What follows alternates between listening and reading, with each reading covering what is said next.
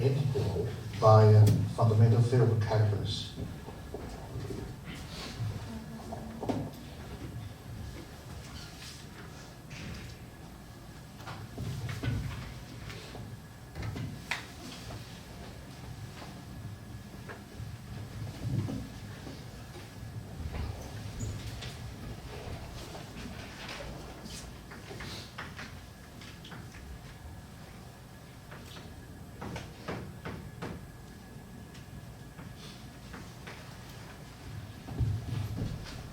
In order to evaluate this definite integral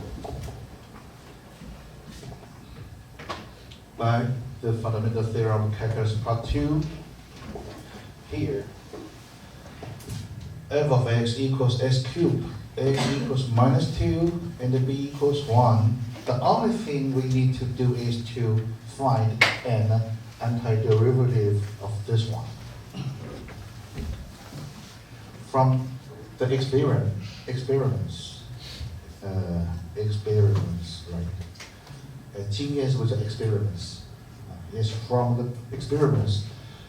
Oh, if this is the derivative of some function must, with exponent 4. Okay, differential of this with respect to x, we have 4 times x cubed.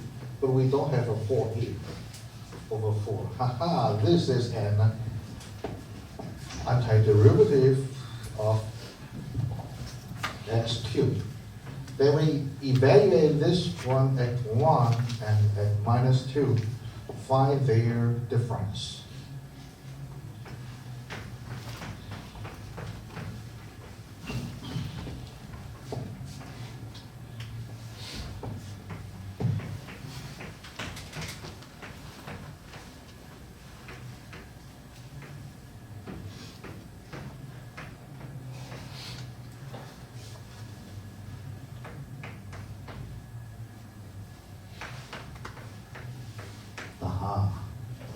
This means the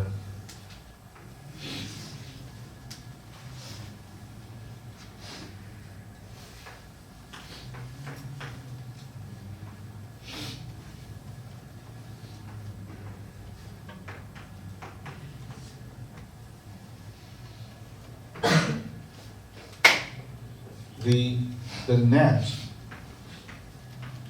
area, or this area is positive, and this area, because the value of f is negative, this area minus this area, if this area is A1, this area is A2, net area means A1 minus A2.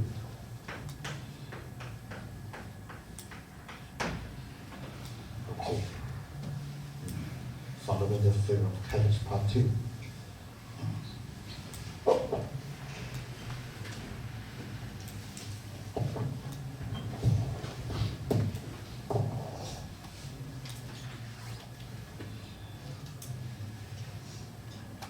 Find the area under the parabola y equals f x squared.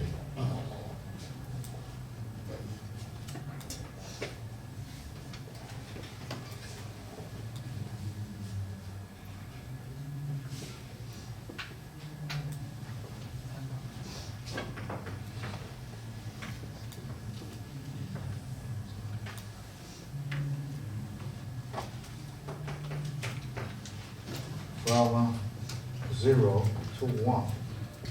Find the area under the parabola y equals x squared and x between 0 and 1. Okay, this area. Well, this area is the definite integral of x squared from 0 to 1. How to compute this? It suffices for us to find an antiderivative of integrand.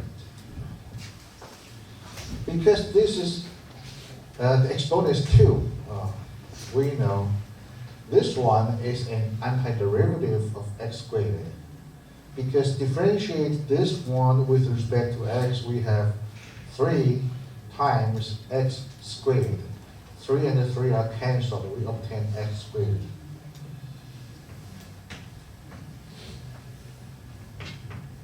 And this notation is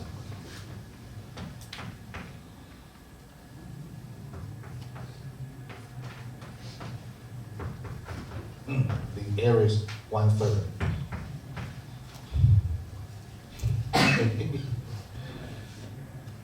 If you know a little bit limit, the notion of limit, then in ancient time, some genius who Archimedes, right? Some great mathematician, they use some fantastic way to find some particular region, an area of some particular region. But now, this is an example, 1/3.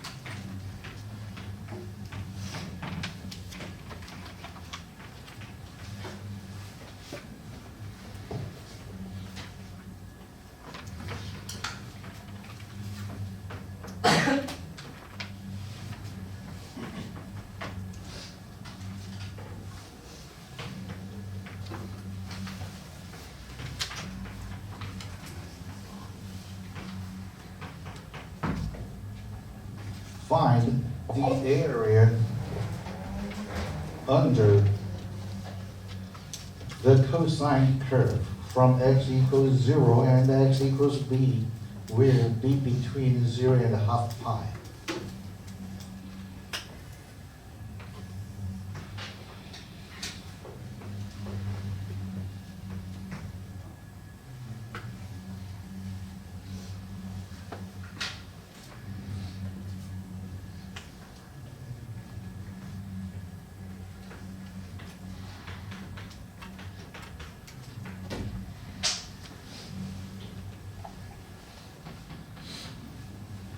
From 0, x equals 0 is y-axis, and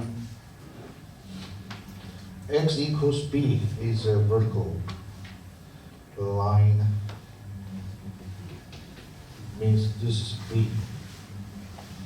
The area under the cosine curve from x equals 0 to x equals b, to find this area. This area, because this function is non-negative and continuous, it is the definite integral from 0 to b cosine x dx. All we have to do is find an antiderivative cosine. Yes. How to say that? Bingo. Bingo. Because the derivative sine is cosine, so sine x is an antiderivative of cosine. From 0 to b, sine b minus sine 0. But sine 0 is 0.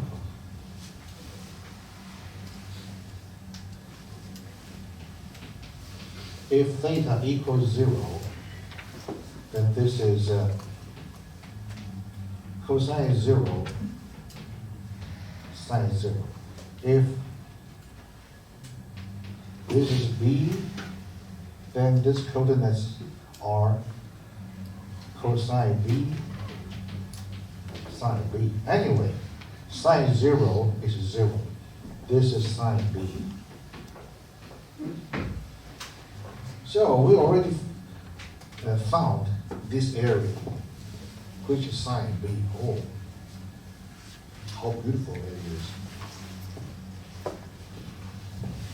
So if some people ask you the area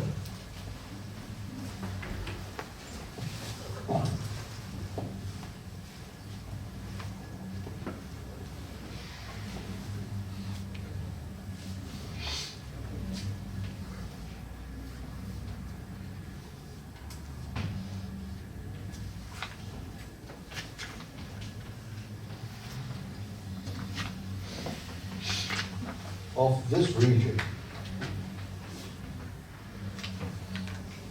half pi, this is 1 half pi approximately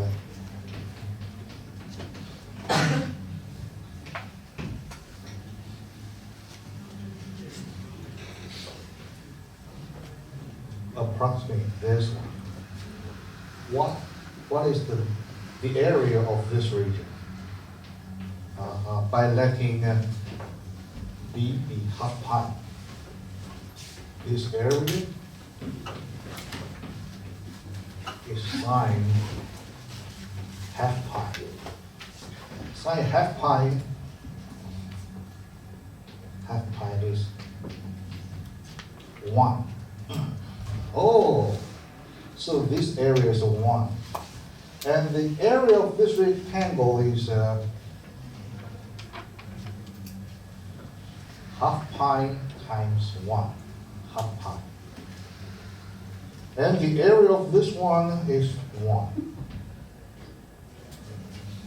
If we consider many points,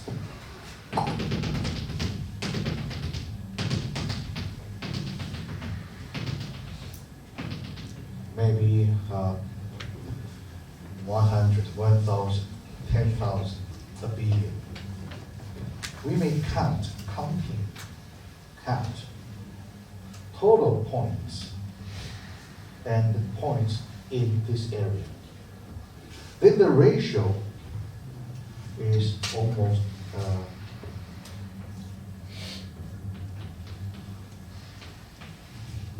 total area, base times height. And this area is 1. So use this experiment. We can find, for example, the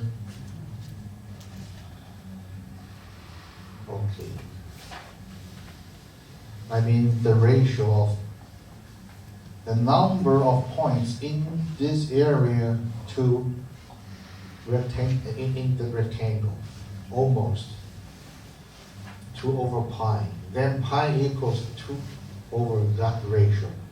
So we can use this experiment to find an approximate value of pi.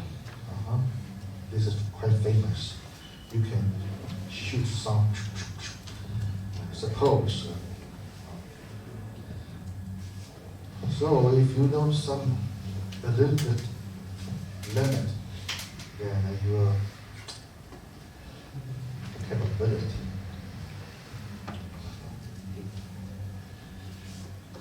becomes powerful. Okay.